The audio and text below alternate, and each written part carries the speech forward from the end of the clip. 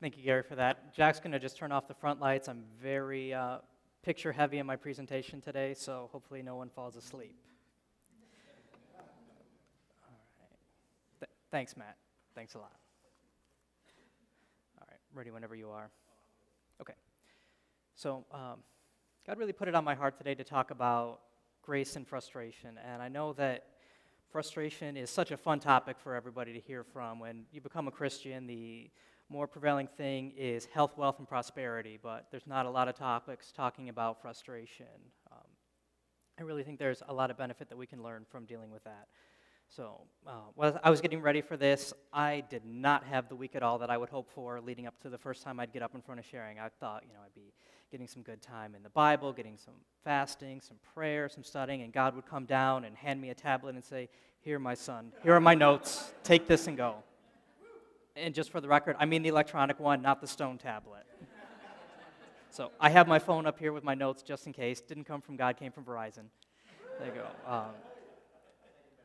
And then really, it hit me yesterday that I've been in situations this week where at least 3 or 4 times I was ready to throw my hands up and say, you know what, I quit, I'm done. And the song that Josh played this morning, 10,000 Reasons, really ministered to me because I had to stop and tell my soul, no, this is how you're going to react in this situation. You're not going to get frustrated. You're not going to give up. So if you've ever been in a situation like that, can you say amen? Amen? All right, good. I'm not the only one. So really, I'm up here talking to you guys, but I'm working through this on my own. So if you get anything out of it, great. I'm dealing with me today. So I went to the source of all information to really find out what frustration is. According to Google, frustration is defined as the feeling of being upset or annoyed, especially because of the inability to change or achieve something. An event or circumstance that causes one to have a feeling of frustration or the prevention of the progress, success, or fulfillment of something. I said, that's pretty accurate, but I had a little bit of a different understanding on it. So if you guys can give me a little bit of liberty, I'm going to give you my interpretation of what frustration is. Frustration is the gap between vision and outcome.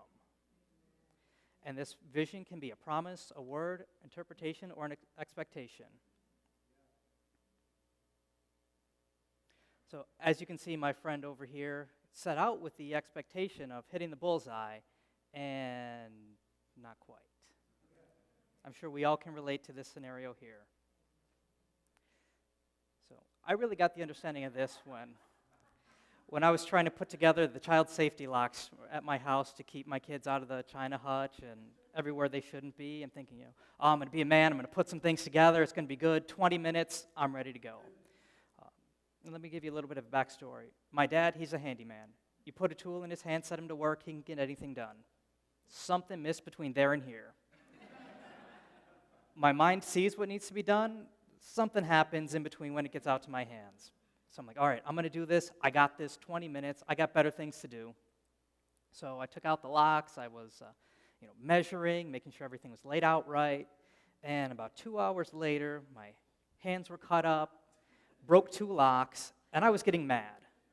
One of the trainings that they put me through for work is when you start getting in those situations, you stop and think about your emotions, process through, and try to get yourself back in a good spot. So I'm saying, why am I getting upset here? Why am I angry? And I said, well, I have a vision of how I want it to do, but hands, you're not getting it right. So that really resonated with me. And just for the record, that is not Judah. It just is very much coincidence that Google came through for me again. So you already gave me a little bit of liberty to talk about what one definition of frustration might be. I've got another one. How about frustration equals suffering? Does that sound fairly accurate? Is that something that we can relate to? And again, really, suffering is not something that we like in the Christian life, even life in general. And really, there are 3 types of suffering. There's physical suffering, as you can see by my friend here from the Bayer aspirin commercials. Spiritual suffering, and more commonly, mental suffering. Again, how many people can relate to Richard Dean Anderson here? The text for my study today comes from James chapter 1, 2, and 3, taken from the Message. Unless otherwise mentioned, I got everything else from the New International Version, but this one, really, the Message hit home for me. Consider it sheer gift, friends, when tests and challenges come at you from all sides. You know that under pressure, your faith life is forced into the open and shows its true colors. So don't try to get out of anything prematurely. Let it do its work so you become mature and well-developed, not deficient in any way. I did some studying, and I found an even better version that I think hits home on this one. It comes from the LPT.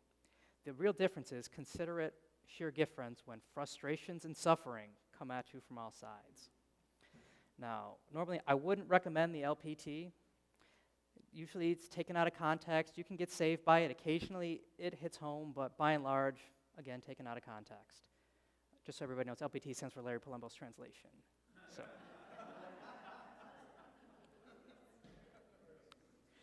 So, thanks. So as I mentioned, as Christians, we don't like to suffer. We'd rather that God comes down and saves the day, or even non-Christians, we'd rather hit the reset button on the video game system, start over, hit Control-Z, or just get out of the situation altogether. But C.S. Lewis quote hit the mark home about suffering. We can ignore even pleasure, but pain insists upon being attended to. God whispers to us in our pleasures, speaks to us in our conscience, but shouts in our pain. It's his megaphone to rouse a deaf world. So, Father God, I pray, use the examples that you gave me today. Let it really resonate home with folks and show how your grace can come through even in the most trying of situations. I want to show 3 examples of grace through frustration. First from the Old Testament, next from the New Testament, and then lastly from my own personal life. In the Old Testament, I'm going to refer to the children of Israel, and that's coming from Exodus chapter 3, verses 16 and 17. In that verse, God spoke to Moses and said, "Go and gather the elders of Israel together and say to them, 'The Lord, the God of your fathers, the God of Abraham, Isaac, and Jacob, has appeared to me, saying, I am indeed concerned about you and what has been done to you in Egypt. So I said, I will bring you out of the affliction of Egypt to the land of the Canaanite and the Hittite and the Amorite and the Perizzite and the Hivite and the Jebusite, to a land flowing with milk and honey.'" That really addresses a couple big things here. First and foremost, God says, I am indeed concerned about you and what happened to you in Egypt. How many times are we going through a situation where things look bleak and our thoughts are, God doesn't care, God left me, I'm on my own on this. And right there, God says, I am indeed concerned about you, first and foremost. And he wanted Moses to tell the elders, tell the most important people, the most influential people in that society, I care about you. So what happened? The outcome in Numbers 13, 31, and 33. But the men who had gone with him said, we can't attack these people, for they're stronger than we are. And they spread among the Israelites a bad report about the land they had explored. They said, the land we explored devours those living in it, and the people we saw there are of giant size. We saw the Nephilim there, the descendants of Anak come from the Nephilim. We seem like grasshoppers in their own eyes, and we look the same to them. These people walked through a river on dry ground. It should have been through mud. They walked through the river on dry ground. They saw God work signs and miracles where they were still in slavery, and they say, wow, these people are big. We can't do anything. No, we're good. We'll stay in the desert, and we'll die. But here's the grace. Deuteronomy 8, 2 through 4. Remember how the Lord your God led you all the way in the wilderness these 40 years, to humble you and to test you in order to know what was in your heart, whether or not you would keep his commands. He humbled you, causing you to hunger, and then feeding you with manna, which neither you nor your ancestors had known, which nobody knew after that ever again either, to teach you that man does not live on bread alone, but on every word that comes from the mouth of the Lord. Your clothes did not wear out, and your feet did not swell during these 40 years. Your clothes didn't wear out, didn't go out of style. Your shoes didn't break. They didn't lose their grip. For 40 years, you were provided for. But the older generation, they were still that old mindset. They were still responding in fear to the situation.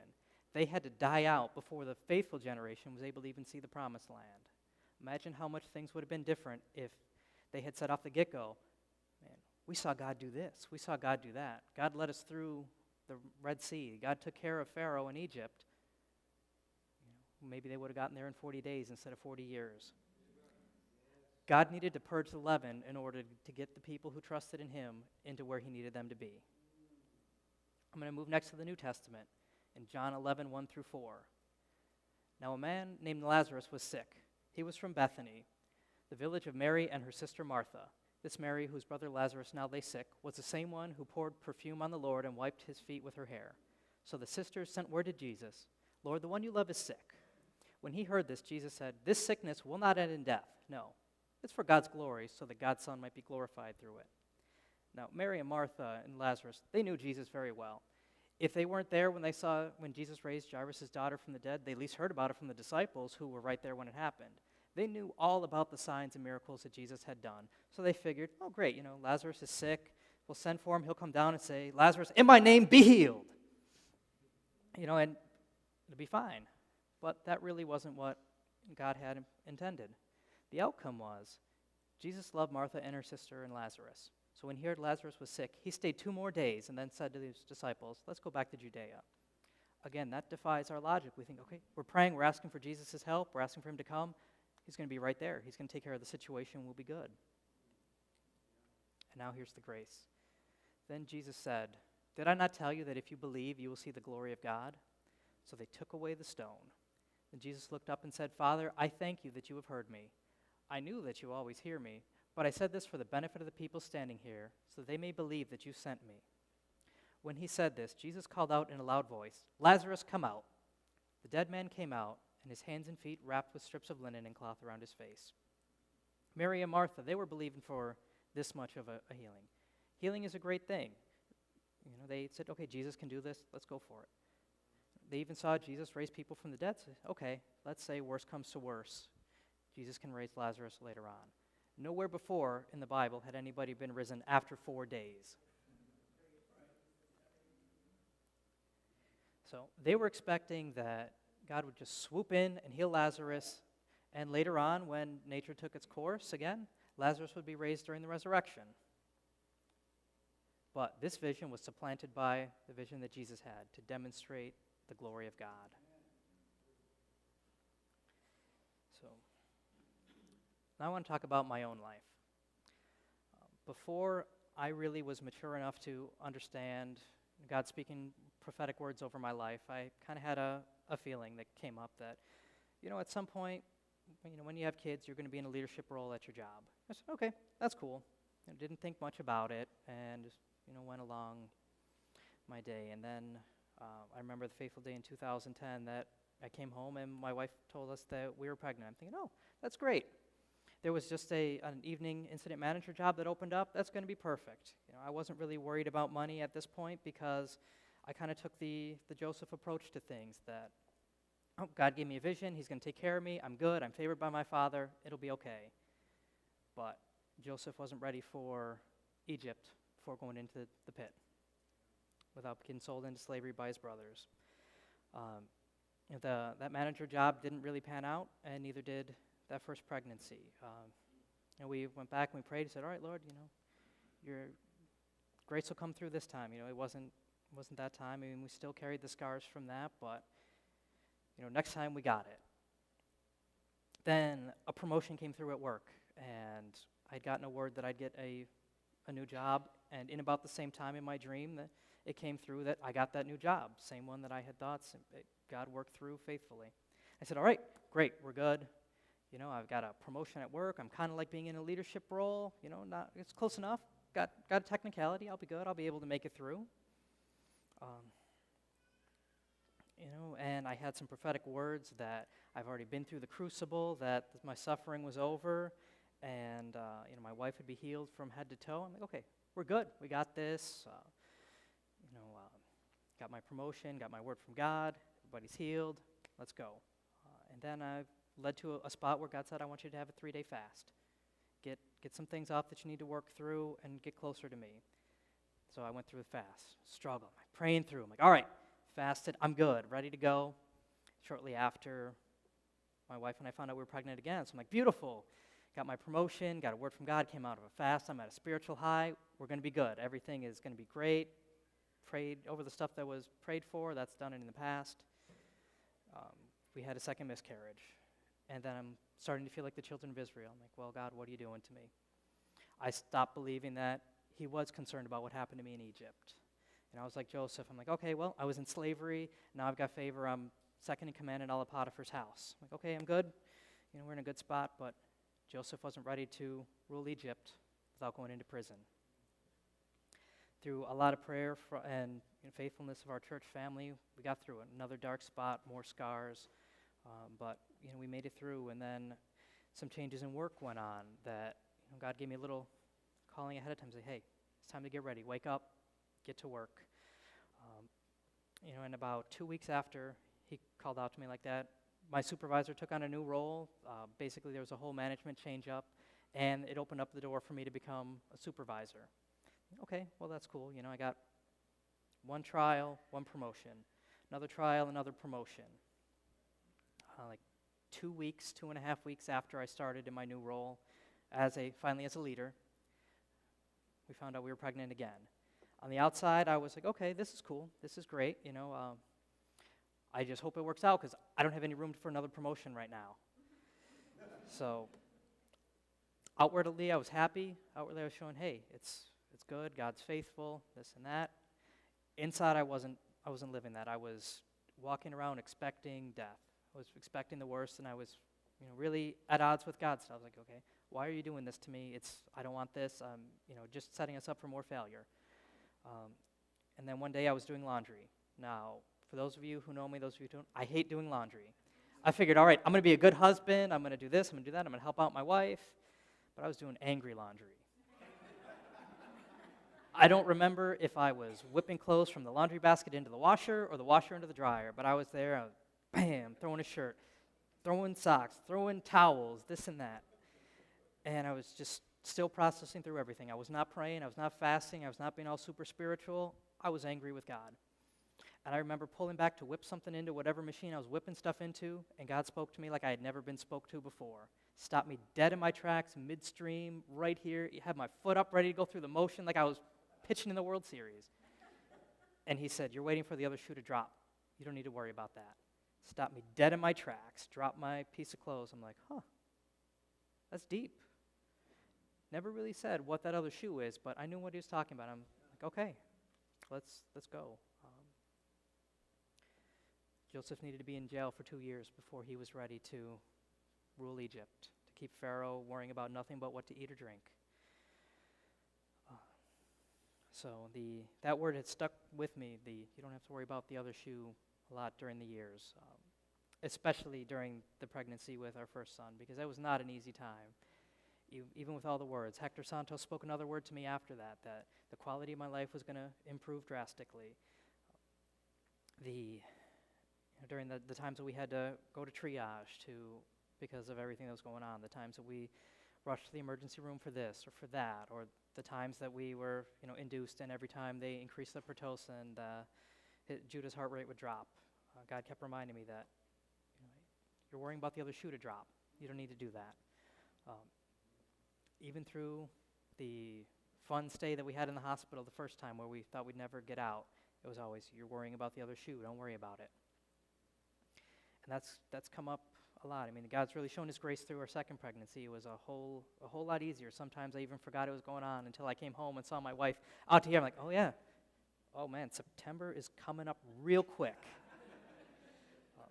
Even through that, it wasn't easy. It wasn't the just plain boom, perfect pregnancy. We had a little bit of a concern. And the day at the hospital, my wife kicked me out to go get some breakfast, and she didn't want me to bring it back because she couldn't eat, so she didn't want to be tempted by the smell of it. So I went down into the cafeteria. I'm like, okay, great. I'm just going to sit here. I'm going to have a bagel sandwich. I'm going to check up on the Celtics and check on my email, just hang out and be cool for a little bit. And the guy working the line at the cafeteria hooked me up. I had just about the largest bagel sandwich I've ever seen in my life, the largest and the greasiest one. I didn't realize it until I had gotten to sit down, where I looked at it and tried to grab it with one hand. I'm like, this one, I can't one-hand it. I need to use a knife and a fork. And so I'm like, well, I really wanted to check my email, read about sports, play on my phone, maybe see what's going good on eBay. And God was like, no, I gave you that sandwich for 2 reasons. 1, I want to nourish you because you're going to need your strength for today. And 2, I want you to stop and think about me. Remember what's going on. Remember my promises. And so I'm like, okay. I had my gigantic sandwich that I had to eat with a plastic knife and fork, and I had a lot of time to think. And he's like, remember when I said you don't need to worry about that? And this fear kept coming up because some close friends of mine had some issues during one of their pregnancies that they lost a child that I was deathly afraid of. I was like, hey, other shoe, I got it. Don't worry about it. Just think about me. Just enjoy your sandwich, be nourished, and think about me. So that, when our son was born, that was about the slowest motion I had ever seen compared to the 2 hours in between when our first son was born and Catherine was away having the surgery, the C-section, and I couldn't even be in there. That whole time just went by so quick that I had no clue what was going on. This time it was like everything was moving in slow motion. I saw it and it was just like, it's okay. Don't worry. Everything is going to be good. And again, as you can see, my son is doing quite well, resting peacefully in the back. So God really showed his faithfulness and his grace through there. And these three cases, the children of Israel, the faithful generation, Mary, Martha, and Lazarus, and even in our own family, they wouldn't have that same relationship with God without that time. Without that, going through those trials, they wouldn't have that special relationship. Had everything gone smoothly the first 2 times, I wouldn't have the don't worry about the other shoe. I'm very much a control freak. I like control. I like to be able to manipulate the situation to take care of it. For control freaks, pregnancy is the worst thing you can be, especially if you're a male. You have absolutely nothing that you can do during that time. But God really spoke, and he really shared that with me that, hey, you need to worry about that. I'm in control.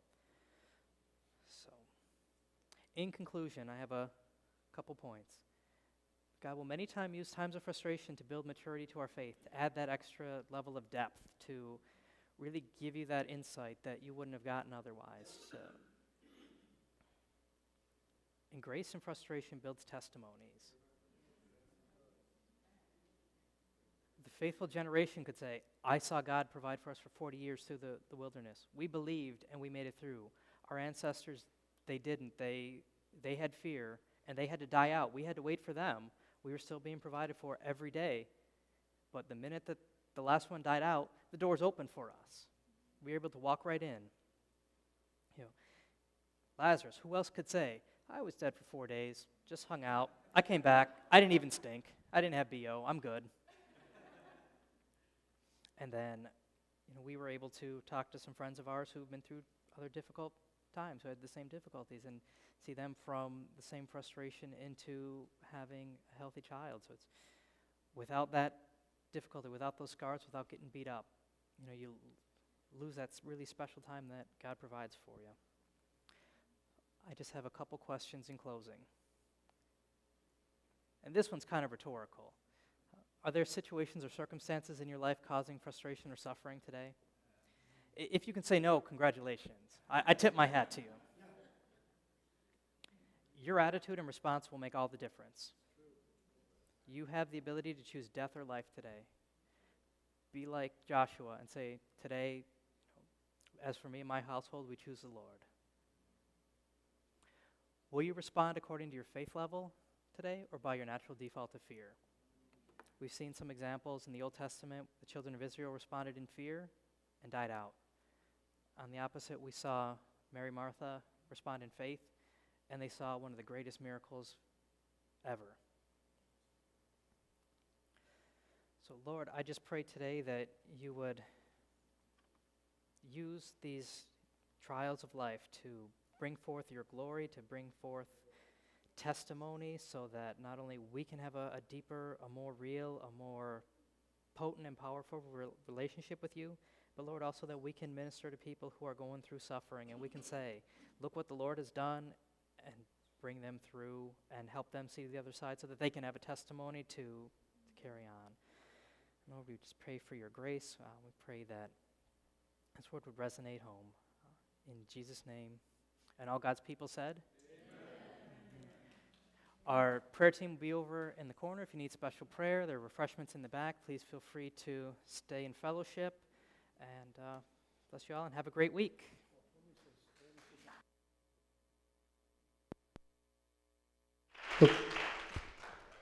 Just want to reiterate that